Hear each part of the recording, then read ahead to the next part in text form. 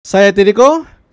Ini adalah laptop Acer Swift Edge yang harganya pas saya cek itu mau 20 jutaan guys. Dan by the way, ini hitungannya kali pertama channel ini mencoba untuk mereview laptop guys. Dan kebetulan ada yang mau minjemin, yaitu dari AMD Indonesia. Ya udah guys, saya akan coba aja untuk mereview laptop ini dengan sesuai ciri khasnya dari channel Tidiko ini, yaitu dengan cara tes performa secara real time. Yang akan saya tes dari Acer Swift Edge ini, ya pertama kita cari tahu speknya dulu, lalu seberapa kenceng chipsetnya, lalu sudah pasti nanti saya akan coba tes gamingnya. Kita akan tes game-game terbaru yang keren-keren untuk saat ini. Lalu kita akan coba tes rendering video menggunakan Adobe Premiere Pro. Jadi teman-teman yang mungkin ada gambaran pengen buat editing atau mungkin buat gaming, teman-teman bisa mendapatkan kesimpulan dari video ini. Jadi langsung saja kita masuk di babak yang pertama, spesifikasi dari Acer Swift Edge ini. Oke, pertama-tama kita lihat speknya. Ini Acer. Dia prosesornya pakai AMD Ryzen 7 6800U. Di sini memang kayak kurang begitu detail. Kita lihat pakai CPU Z aja. By the way, laptop ini dia screennya 4K guys ya, 380 kali 2400. Tapi kita setnya ke Full HD saja guys. Dia CPU-nya ya AMD Ryzen 7 6800 6 nanometer ya. Lalu untuk mainboardnya di sini apa ini namanya? Glowfish RBU AMD. Memorinya DDR5 16 GB. Nah, di sini ada keterangan untuk latensinya nih. Lalu untuk grafiknya ini AMD Radeon 680M. Jadi GPU-nya bukan kayak GPU kayak yang ada di PC itu guys, kayak RX 6600 itu bukan kayak gitu. Ini mungkin bahasanya GPU-nya integrated deh. Lalu kemarin saya sudah tes untuk Cinebench-nya R23 dan skornya ini sudah keluar ya. Kalau yang single core itu di 1206.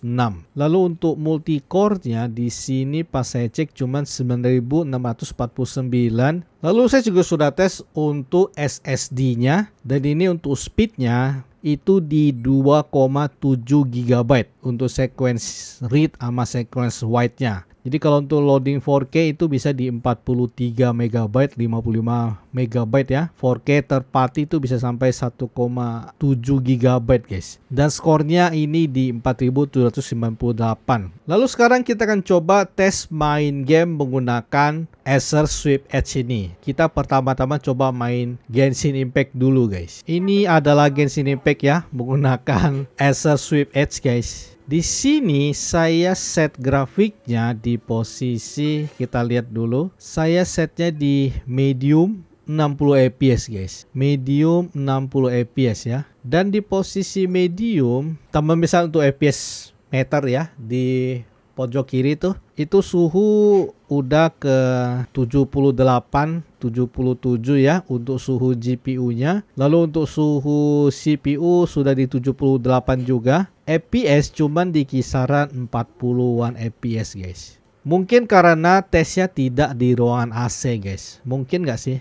Kita coba ke low ya. Ini low-nya aja itu masih bening banget sih. Bentar-bentar, ini ke set 30 fps ya. Kita naikin ke 60 guys. Meskipun setnya udah ke low ya, tapi low-nya ini masih bening ya. Tidak seperti kayak di handphone ya. Ini low guys.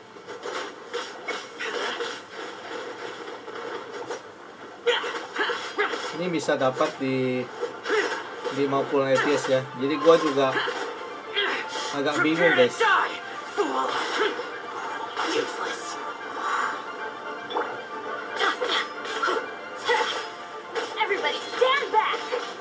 Gue benar-benar kagok banget sih main Genshin pakai PC guys, karena gue belum pernah main Genshin pakai PC guys. Dan kalau teman-teman setnya di low itu suhu lebih terjaga ya, cuman di 73, 74 ya. FPS juga bisa naik gitu. Kita coba ke jalan-jalan aja deh.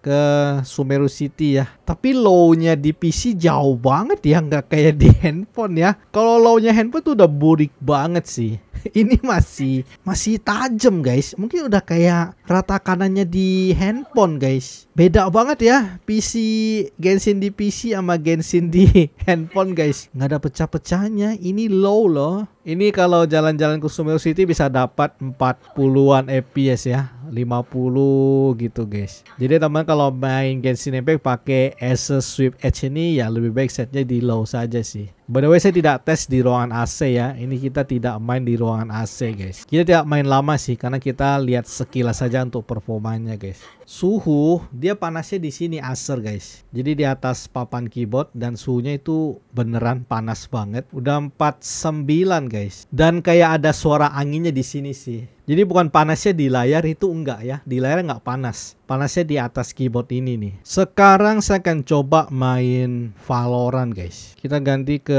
oke. Jadi ini udah pas ya. Full HD. FPS aku coba matiin ya.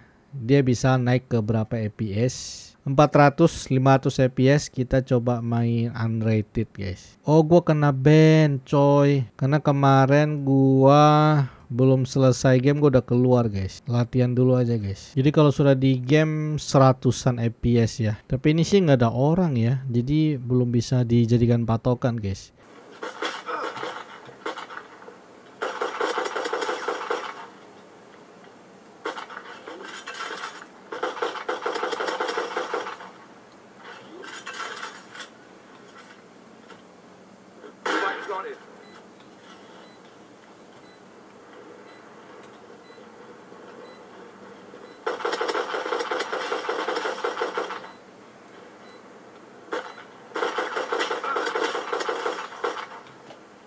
Sekarang kita coba main game only up guys. Kita kan mainnya di Full HD ya. Settingan rata kiri. Kita coba main di 60 FPS guys. 60 FPS apakah kuat atau enggak? Di sini langsung drop guys. Enggak kuat loh. 20-an FPS guys. Ini game yang berat loh, only up guys ya. Teman-teman jangan anggap enteng. Meskipun gamenya cuman kayak naik ke atas doang, tapi ini game yang berat guys. Bahkan ini cuman di 30 FPS loh. Parah nggak? Jadi kita coba turunin guys. Kita turunin ke HD. Tuh kalau mainnya di HD masih bisa 40 FPS guys. Teman-teman jangan anggap remeh ya dengan game only up ini. Meskipun ini game yang nyebelin banget, tapi dia butuh performa yang kenceng loh guys. Teman-teman jangan anggap remeh loh. GPU loading sampai 100% loh guys. Mungkin ini karena pakai GPU integrated sih. Jadi kalau misalnya ada GPU kayak mungkin 6600 saya rasa sih bisa sih, kuat sih. Jadi ini karena pakai integrated grafik makanya dia berat guys. Ini bisa kadang bisa naik lagi ya ke 50 fps. Iya elah.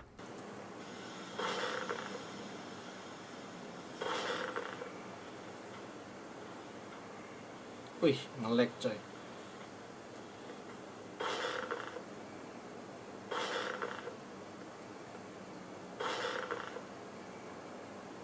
Ya elah. Ya elah. Oke, jadi FPS kalau di bawah itu 30-an 40, tapi kalau semakin ke atas itu bisa 40-50 FPS untuk game only up ini. Lalu sekarang saya akan coba tes rendering guys. Di sini saya mau kasih lihat ya untuk editing ya. Ini video review saya yang terhadap Sony Xperia One Mark II. Jadi ini banyak banget footage guys ya. Dan ini semua di rekaman 4K guys. Dengan durasinya tuh banyak footage ya. Jadi banyak banget footage-nya. Ini semua di 4K guys ya. Hasil foto dengan durasi 10 menit 40 detik ya. Ada sedikit color grading juga. Jadi nggak banyak-banyak banget color gradingnya. Kita renderingnya itu ke 4K guys. Formatnya HEVC. Jadi biar nggak banyak makan storage ya. Kita renderingnya ke 4K guys. Kita lihat dia berapa lama gitu. 40 Mbps. Quality kita set higher guys. Saya biasa upload video tuh di settingan seperti ini untuk 4K nya. 1, 2, 3. Dia akan proses rendering. Dan ini timernya guys. Ini sudah mulai jalan ya. Kita akan lihat berapa lama dia sampai selesai. Berapa lama waktu ini dibutuhkan untuk rendering 4K dengan durasi 10 menitan ya. Anjir. Teman kelihatan nggak? 43 menit di situ guys. 42 menit kalau rendering di 4K ya. Kita cancel aja ya, karena lama banget tuh 42 menit. Kita rendering di Full HD aja guys. Kita setnya di 25 lah. 25 fps Full HD ya. Kita coba lihat, ini file cuma 2 GB saja. Kita export berapa lama? Nah, belasan menit. Belasan menit masih oke lah. Tapi di Full HD guys. Jadi kayaknya laptop ini rendering 4K terlalu berat guys. Udah gitu dia posisinya kan juga AMD ya. Banyak orang yang bilang AMD itu tidak bersahabat dengan Adobe Premiere Pro. Oke ya, bisa teman-teman lihat. Jadi nggak beda jauh ya estimasi yang di sini dan hasilnya. Kisaran 11 menit ketika renderingnya di Full HD guys. Untuk hasilnya ini ya 2,1 GB guys. Apakah kalian setuju kalau Sony adalah handphone flagship paling ganteng? Kalau menurut saya, ini adalah handphone flagship paling ganteng. Dan saat ini, Sony yang saya pegang adalah Sony Xperia One Mark II versi limbah Jepang alias Kodomo, yang kemarin saya beli seharga 2,5 juta rupiah saja. Memang harganya sangat murah sekali karena unit ini adalah Wi-Fi only, yang artinya